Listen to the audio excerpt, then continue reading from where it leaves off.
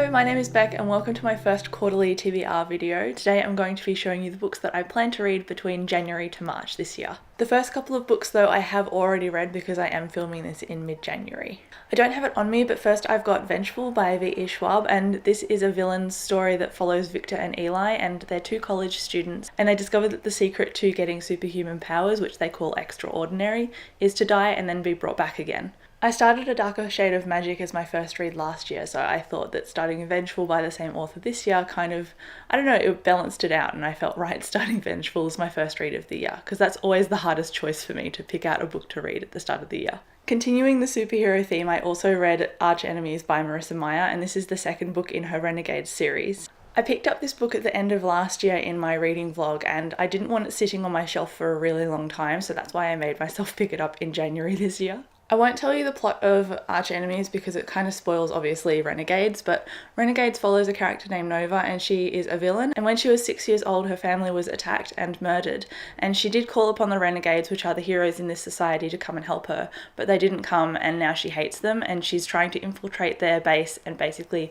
become a renegade in hiding so that she can get her revenge. The next book is my first audiobook for 2019, and it is This Mortal Coil by Emily Sue Vader. This is an apocalyptic young adult science fiction story, and it follows our main character Katarina, and her father is a lead geneticist, and he gets abducted by this organisation called Cartaxis to hopefully develop this vaccine against the zombies that are basically ravaging the world. Because of his abduction though, Kat is left on her own for 2 years, and so we kind of follow her survival story after this 2 years is up and what happens after that. I wasn't going to read this book for a while, but I popped this onto my TBR for the start of the year, and I have already read it because the author Emily is coming to Melbourne on the 14th of January, so I want to meet her, and I thought I should read her book before I end up going to her launch for the second book. This book will be in my anticipated 2019 reads video, but it is In an Absent Dream by Seanan Maguire. This book is the fourth book in the Wayward Children novella series, and they are a series of portal fantasy short stories. In this book we follow Lundy, and we follow her into a magic high logic world where she encounters the goblin market.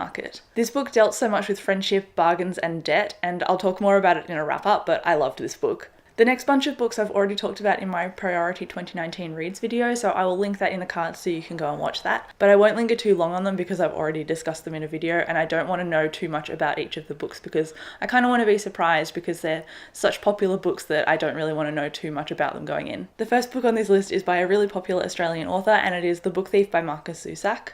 Again, I don't really know much about this except that it's set in World War II, it's narrated by Death, and it follows a little girl named, I believe her name is Liesel, and she likes to collect books where in this world they're being burned by the Nazis.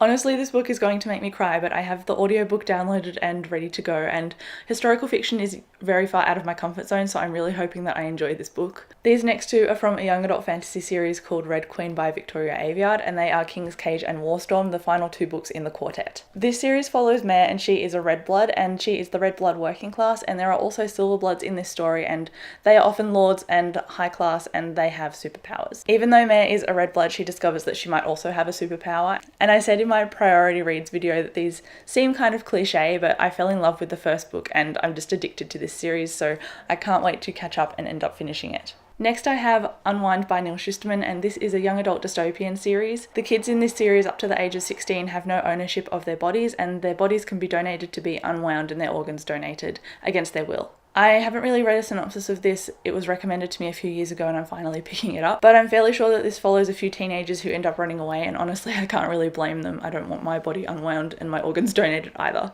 I seem to be going for a bunch of superhero books in this TBR video because I've got Zeros by 3 different authors. This is the last one that I talked about in my Priority Reads video, and it is a young adult series following 6 teenagers and a bank robbery, and they all kind of have these superpowers but they're not really hero worthy, hence the title Zeros. And now these are the rest of the books that I've randomly picked from my TBR that I want to read in the months of January to March. This book doesn't come out until the end of February, but I managed to get an advance reader copy, which I'm still freaking out over, and it is Priory of the Orange Tree by Samantha Shannon. This has a synopsis that's like a mile long, but I know that it follows a queendom, it has 4 different alternating perspectives, it's a standalone fantasy, and it involves dragons, so honestly I'm already hooked and I can't wait to get into this. This next book I also hauled in my last vlog of 2018, and it is Nightblood by Ellie Blake. This is an elemental young adult fantasy series where the world consists of Firebloods and Frostbloods, and the Firebloods have been hunted and killed off by the Frostbloods, but obviously our main character Ruby is a Firebloods hiding in secret. I don't usually get into young adult fantasy series the way I've become obsessed with this one, but this is the third book in the series, so I'm really pumped to continue on, but I might end up picking this up as an audiobook, I'm not sure yet. This next one I also hauled in December last year. I bet you're sensing a trend. I want to get these off my unread pile as soon as possible.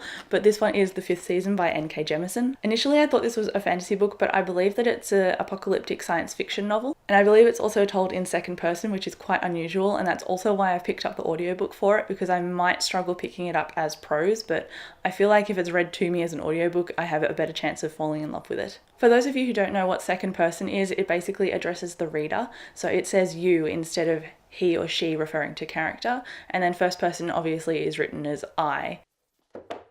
The second to last book on this list is the second book in the Black Prism series, and it's called The Blinding Knife by Brent Weeks. This is an adult multiple perspective fantasy, and with the first book having such an unlikable narrator in it, I know a lot of people don't really enjoy the book as much as I did, but I really can't wait to continue on. It's got such a complex but unique magic system that relies on light, and characters in this series can split light and use it as a kind of resin to fight or build things, which I think is really cool. The first book surprised me with so many different plot twists, and I also laughed aloud at certain parts as well. So I can't wait to continue on with this series, and the fifth book is coming out in September this year, so hopefully I can catch up in time to read the newest book in the series. And the last book on this TBR is Windrunner, that is co-written by George R.R. Martin. This is a graphic novel about the right to fly, which is inherited, but our main character believes that skill should have a say in whether you get to fly or not. So I think it involves a bit of rebellion against the class system, which I'm always about. If rebellion stories are done in a decent and believable way, then they can quickly become some of my favourite books, and I really like the art in this graphic novel as well, so I'm hoping that I really love it.